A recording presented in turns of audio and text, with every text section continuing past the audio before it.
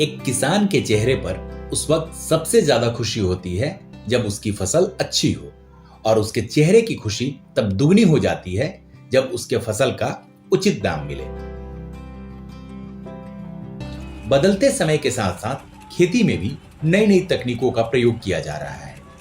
आज आलू की खेती की एक ऐसी तकनीक के बारे में बात करेंगे जिसने न केवल किसानों का काम आसान कर दिया है बल्कि उनके मुनाफे को भी बढ़ाया है। उस तकनीक का नाम है जीरो टिलेज। इसका नाम तो आपने सुना ही होगा। अगर नहीं सुना है तो मैं आपको इसके बारे में विस्तार से बताता हूं। दरअसल जीरो टिलेज बिना खेत की जुताई किए खेती करने का एक नया तरीका है। अक्सर किसान धान कटने के बाद अपनी खेत को 8 से 10 दिनों तक सूखने के लिए छोड़ देते हैं और उसके बाद आलू की खेती के लिए वो उस खेत की कई बार एवं गहरी जुताई करते हैं। लेकिन इस नई तकनीक अर्थात जीरो टिलेज से आलू की खेती के लिए धान के कटाई के तुरंत बाद यानी 1 हफ्ता के अंदर ही खेत की बगैर जुताई किए आलू को लगाना होता है। अगर किसी कारणवश आप 1 हफ्ते के बाद आलू लगाते हैं तो सबसे पहले उस खेत की नमी को देखें। अगर खेत की नमी कम लग रही हो तो आप खेत की हल्की सिंचाई या जुताई करें। इस विधि में उस खेत की नमी का उपयोग करते हुए आलू के बीज या कंदों को एक सीधी लाइन में जमीन पर रखें। ध्यान रहे कि एक लाइन से दूसरे लाइन की बीज की दूरी कम से कम 15 से 20 इंच जरूर हो। इसके बाद सड़े हुए गोबर की खाद या वर्मी कंपोस्ट से आलू की उस बीज को ठीक से ढक देते हैं।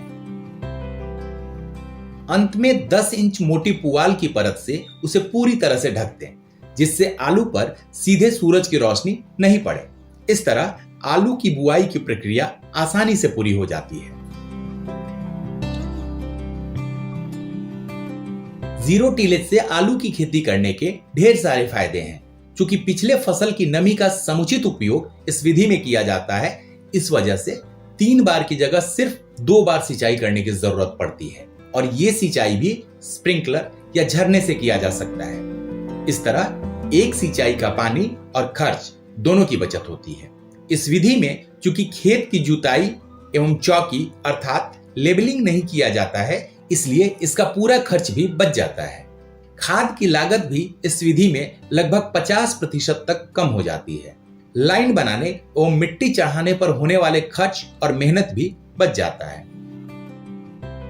इस विधि से खेती करने में निराई गुराई की जरूरत नहीं पड़ती है, क्योंकि इसमें खरपतवार बहुत ही कम होता है। इसके अलावा आलू में पाला तथा अन्य बीमारी लगने की संभावना भी काफी कम हो जाती है।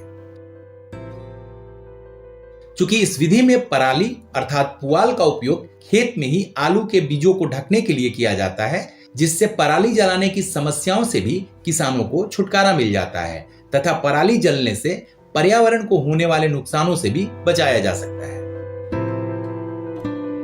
इस विधि में आलू निकालने में भी काफी कम मेहनत लगता है, क्योंकि इस विधि में आलू मिट्टी के ऊपर ही आता है। इसलिए सिर्फ पुआल को हटाकर आलू को बोरी या टोकरी में रखना पड़ता है। इस वजह से आलू को निकालते समय आलू के कटने से होने वाला नुकसान भी नहीं होता और आलू की चमक पारंपरिक विधि की आलू से ज्यादा होती है।